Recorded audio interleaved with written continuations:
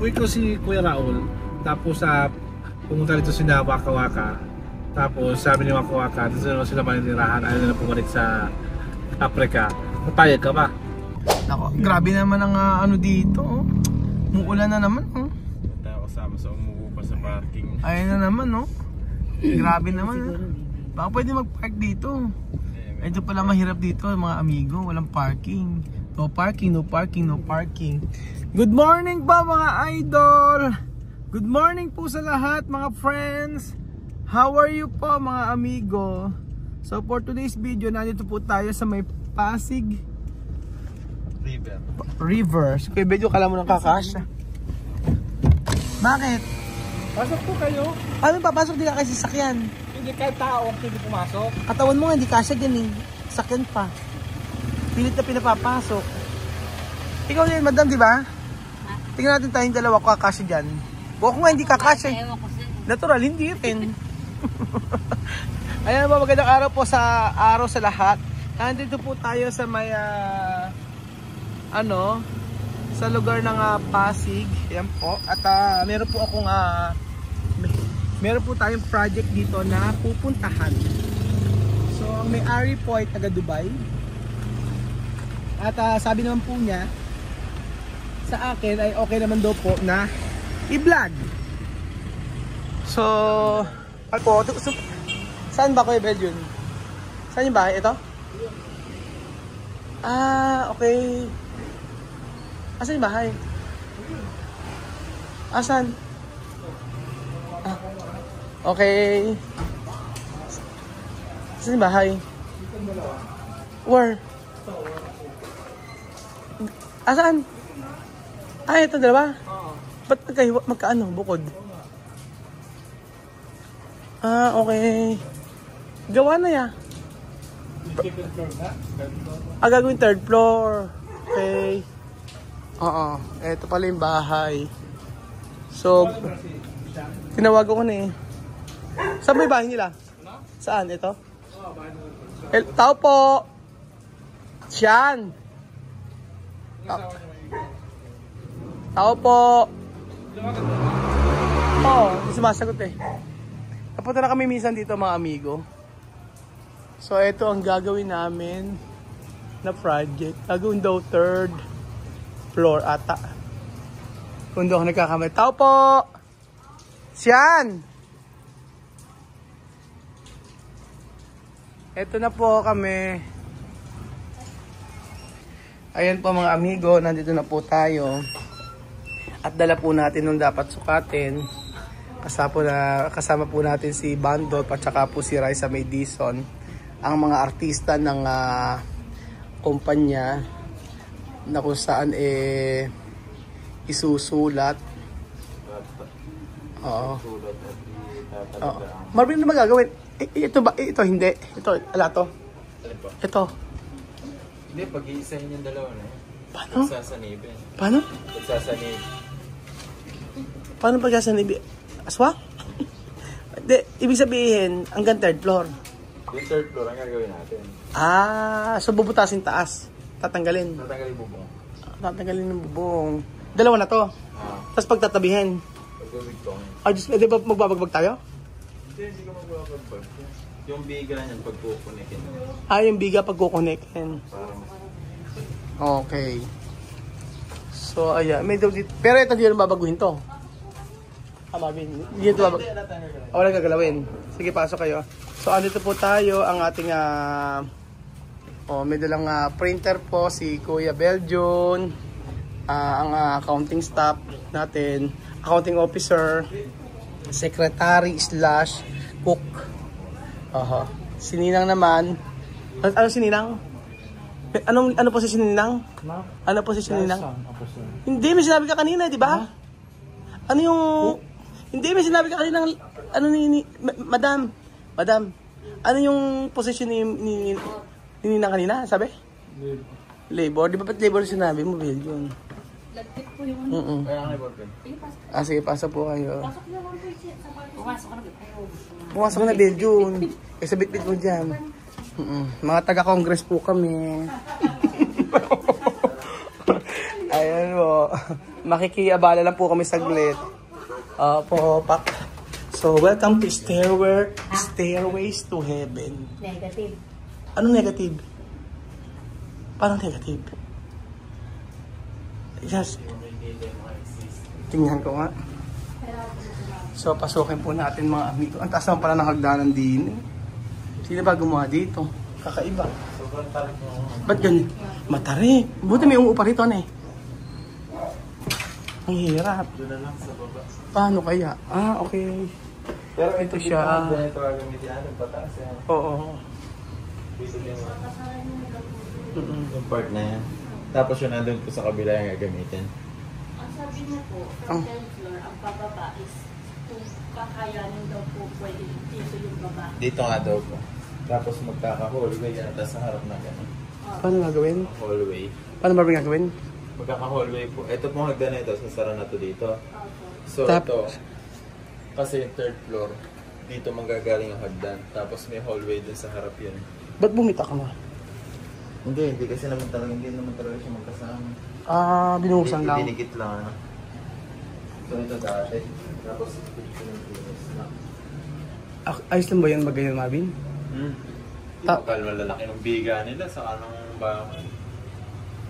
Tapos i-additional lang namin natin, like materials na naman yung mga... Oo. Ikwento mo nga ano yung gagamitin, di ba first, ang gagawin natin third floor. Tapos ang gagawin natin sa third floor ay, ang gagamitin natin flooring ay cement board, tubular.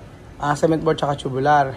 Kaya yun ang gagamitin natin kasi, Para magaan lang po. Yung para magaan. Capacity. Pero yung wall natin, Yung wall po, cement board yung po yung loob. Then sa labas po, metal cladding. metal cladding. Apo, sa labas.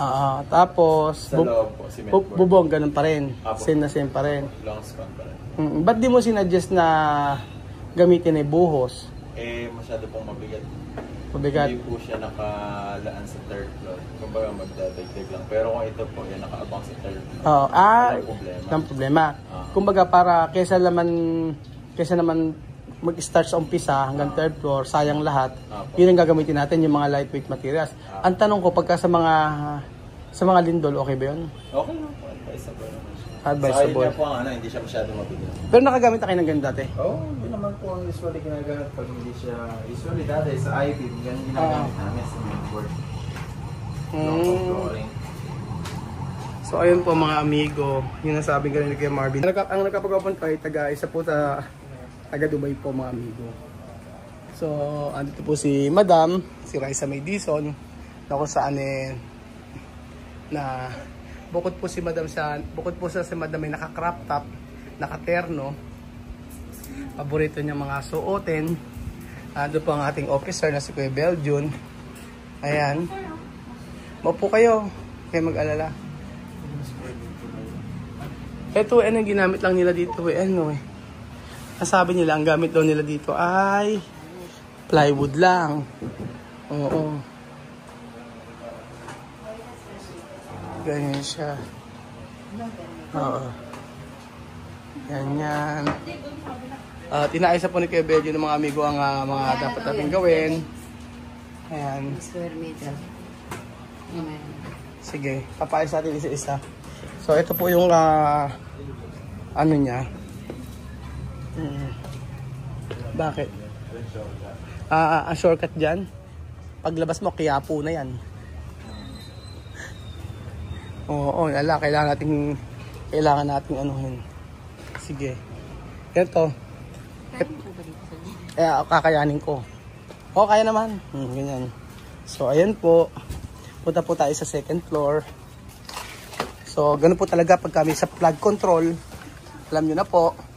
So, maraming budget po talaga ang naubos sa flood control. Kaso hindi po talaga naayos Paano po ba gagawin natin? Maraming pondo ang ibinigay kay Discayar. Kaso nga lang po. Ayan po, kita nyo po. So, dapat po nakatiles to pero hindi po itiniles. So, ayan po. Ang likod po pala dito, pakikita ko sa inyo. Ako yung nahihilo. Ilan ba umupa rito, Ate Sian? 1 po. Walo pa upahan nyo? Ay, naka-LL. Kaluwag-luwag, no? Walang butas to. Hindi pala siya nakahilera, no? Pero sa taas gagawin natin nakahilera, no? Wala umuupa, no? Pwede lang pala mag-trigger dito, bali dito mag-aarap dyan. Ang gusto daw po kasi ni Papa, ma-maximize sana yung space sa third Sa floor. taas. So, yung exit nila, ay yung pababa nila is doon nga po nila. Sa gitna po. Kaya lang, dadaan doon at papatayin yung nandun hagdan. Saan dadaan papunta rin? Kaya hindi Kailangan may daan din sa kabila. Sinasabi niya magkakaroon daw doon sa Chico, doon sa tapat ng Chico. Yun yung sinasabi. Kaya ano na yun, malaki na yun. Tapos Baka yun daw po, papunta rin. kung possible daw po ba yun. Kasi Ba't ano ba gusto? Hindi na siya maglalabas ng overlap doon na stop. Hindi na kasi bunso magiging possible yun. Oo. Kasi unang-una, naka-overlap na yung, di ba, yung floor area niya. Mas malaki yung nasa taas. So naka-overlap. Yun yung explain ko sa kanya. Hindi ka na ulit pwedeng mag-overlap. Overlap. Hindi na pwede kasi yun. risky na yun, mga delikado. Oo. Restricted doon. So, retain lang po. Mhm. Yung ano. Yun lang din po. Mm. Hindi na siya mag-overlap din eh sa Hindi, taas. opo, yung sa taas, kung ano po yung laki ng mga second. Sinabi ko naman kay Sir yun kung ano kasi yung laki ng second floor. Yun na lang, yun nga lang eh, ano na eh, medyo, ano na, nakakatakot na kasi nga, malaki nung naka-overlap, hindi siya akmado sa ilalim. So, although may mga brace naman, may mga ano naman siya nabuhos. Kaya pwede naman tapos i-additional natin, lightweight lang naman. Hindi naman nakakatakot. Saan maghahagdan? Doon po, sa gitna, sa pinuntahan natin. Sa kanina. Sa gitna. Gitna nun. Apo. Ang way nun, pa third floor na yon. Pa-third. Pero ito, hayaan lang natin. Apo, ito po. Hindi po na kasi ang gusto sana ni Sir doon maglalagay ng hallway. Ay, hindi na pwede. Oo. Eh, naka-overlap na. Oo. Kung mapapasin niyo po sa ilalim, pag binidyo niyo po, yung buhos niya sa ilalim, may overlap na siya ng Oo. hanging. So, kung maghahangin ka pa ulit, masyado nang malayo. Kaya medyo delikado na po. Oo, baka magka-problema. Hindi, bali sana kung yung bakal niya ay kasama sa buhos nung nauna, eh hindi naman. Hindi naman eh. Kukunik lang natin. So, kung may chance na mabangal din. Eh, di ibig sabihin, Marvin, yung mga year nito tatanggal natin. Tatanggalin po. Oo. Kaya po, pagkukunikin po yung dalawa na yun, bali yung biga niya kasi pag-iisahin, ipapatag natin yung ibabaw. Ganun po ang mangyayari. So, yung 8 butas po na yun, ang maganda po ron, kung 8 po, may hallway lahat sa harap, tapos may pinto lahat sa harap. Kaya hindi ka mukha nito, talikuran. Mas maganda po yung gano'n. Saan po nakaharap yung door dito? Pwede Ganun po, ba, ano? hindi po, pwede po dito. Po, pwede po. Tingnan po natin kung i-arrange ko po muna dun sa, ano, dun sa, ngayon po, basta ang final natin, 8 butas, tapos 8 CR. Tapos po yun po yung gagawin natin. Ngayon, tapos yung additional dito sa isa baba na second floor na hahat niya ng room. Yun po yung magiging additional natin. So, yun muna po ilagay natin sa kontrata. And then yung sa taas po, ipopropose ko po sa kanya yung magiging pwesto ng room sa mga CR. Kasi po may mga loop bed yan eh. May mga loop bed na higaan. Papakita ko muna kay Sir ng mga pwestuhan kung okay sa kanya or mag-iiba tayo ng pwesto para mas klaro po. Opo, tara na po sa baba. Tingnan, ito Sir yung sinasabi ko naka-overlap na hindi na pwede. Isa yung mga nakalatas yan. Uso rito yung asisyan yung mga upahan, ano? Maraming umuupahan, no? Opo, dito. Dito sa kabila. Kaya mainam yung paupahan. Kasi lifetime siya. Ano mo na lang. Ito sa inyo rin po to? Ate Sian? Hindi po. Kabila na. Ayan po mga amigo. So, dapat talaga yung budget para sa flood control gamitin po sa maayos. Huwag pong gamitin sa pansariling kapakanan para po hindi tayo magkaroon ng baha. Saan? Overlap na tayo dito kaya hindi na pwedeng mag-extend ng overlap. Ay, hindi pwede. Oo. Kasi delikado. Delikado na. Kung sana, kung wala siyang overlap, yun yung dudutong sa Bali, Marvin, yung pang third floor na hagdan, saan lalagay? Ayan po. Dito na rin. Sa gitna po na yun. Tapos sa kabila, hayaan lang natin. Tapos, ibig sabihin, gagawin 8 butas pag dadugtongin dalawa na to. Pagkukunikin po yan. Bibigyan po siya ng diretso. Bibigaan ng diretso. Pagkukunik yung dalawa. Tapos para may magkaroon ng 8 kwarto. Tapos ipaplat po yung iba po. Para ipaplat yung ibabaw. So, ganun po ang gagawin mga amigo. 8 butas, no? Paglilibilin po natin. 8 butas po ang gagawin dito. 8 butas po, 8 room. 8 CR. 8 CR. Tapos yung 8 room nga po. And then yung isa dito sa baba na extra na kaya na isang room. Bali magiging siyam. Okay. Siyam na paupahan. Magdadagdag po isang butas dahil lahat yan isa. Times siyam na busas times 10. 10,000. 90,000 a month. Paldong. Paldong. Okay na nag-apartment eh, no? So, ganun po talaga mga amigo. Sa hirap at ginawa, sila pa rin yung susukat. Sa hirap at ginhawa, hanggang sa pagsusukat, magkasama sila. Ayan ba mga amigo, contract signing po ng ating company. Contract signing. Sige po, Kuya Belgium. Pirma na po siya. And then, ayan po Kuya Belgium. Isang Belgium, nakiko-operate ka naman. Okay, palakpakan. Palakpakan. Tapos na. Ako naman pipirma. Ayan po. Congratulations po. Kayo po ay nanalo. So ayan pa mga amigo, palakpakan para sa ating bagong kontrata. Palakpakan Kuya Mergin. Palakpakan madam. Okay pak. Palakpakan. O di ba ang saya, meron tayong nakuwang project na naman. Oo, kaya lang sana siyempre matapos tayo ng Ito lang kanina. Ano naman siya? Uwi ko si Kuya Raul. Tapos pumunta dito si Waka Waka. Tapos sabi ni Waka Waka, dito na sila maninirahan. Ayaw na bumalik sa Africa. Papayag ka ba? Depende. Kung maganda ang magiging nila dito pag nagbakasyon sila. Maganda ang mga aura-aura nila. Performance. Dati. Dati. Pag sinabing uwi. Ganun. Depende sa papakita nila. Oo. Depende sa nila. Parang sila mag-adjust. No? Si Madam nga tanongin natin. Ikaw magtanong kay Madam. Para at least Ay, thank you. Madam, ikaw daw sagot ka Madam. Ala pa ba? Ikaw ano sagot mo doon sa tanong ko? Kunyari ikaw si Kuya Raul. Alam ko kasais kita, pero kunyari ikaw si Kuya Raul. Ano sagot mo? Papayag ka ba tumira dito? Ayun nga, depende nga kung ano yung ipapakita nilang mga ugali o ano nila dito sa atin, sa inyo. Pero tingin mo, ikaw, okay naman ba? Pwede naman patirahin kung maganda yung ipakikisama nila at ipakikita. Siyempre, hindi yung ikaw pa yung nakikisama, ikaw yung nag-aadya. hindi yung kunyari may dala lang tilapia tapos lalabas ka naman. Inakay sa labas Nakakain ka pala ba? Inakay ka sa palabas. Nagpadala kasi ka dati. Ano ba nangyari doon? Bumili ko tilapia Bumili ko tilapia, hindi ako naghatid ng tilapia. Kay Madir, di ba? Sabi ko ikaw na magdala ng tilapia kay Madir. Tapos ang ginawa sa'yo, inakay ka palabas. Ibinalik yung tilapia, Ayaw ko na ng tilapia. Hindi, kasi hindi nga ako ang Hindi ikaw ang nagdala. Hindi ako nagbalik. Sasama ko ng loob, naglalakad naman ako, ba't inakay pa ako? Akala lumpo ka, Baka akala hindi ka marunong lumabas. Thank you. Sa akin po mga amigo, sasabihin ko po sa inyo na yun nga, depende kung ano yung magiging buhay nila sa 1 year. Kung nagustuhan nila dito at okay naman siya lang makisama, pwedeng pwede. Kahit na isama niya ang kanyang buong pamilya na si Bambino at saka si Ilan.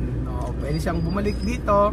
After ng bakasyon, balik siya sa Equatorial Guinea, and then after nun, balik silang family nila para dito mag-aaral. So, kung yun, makakapag-adjust siya. Kasi mahirap po na ako ang mag-a-adjust at sila ay hindi mag-a-adjust. So, dapat parehas na mag-adjust. So, yun pa mga amigo, sa lahat ng gusto magtanong at mag-inquire. Regarding po sa ating construction company, yun po, i-message po ako sa Pilipinas Equatorial Guinea.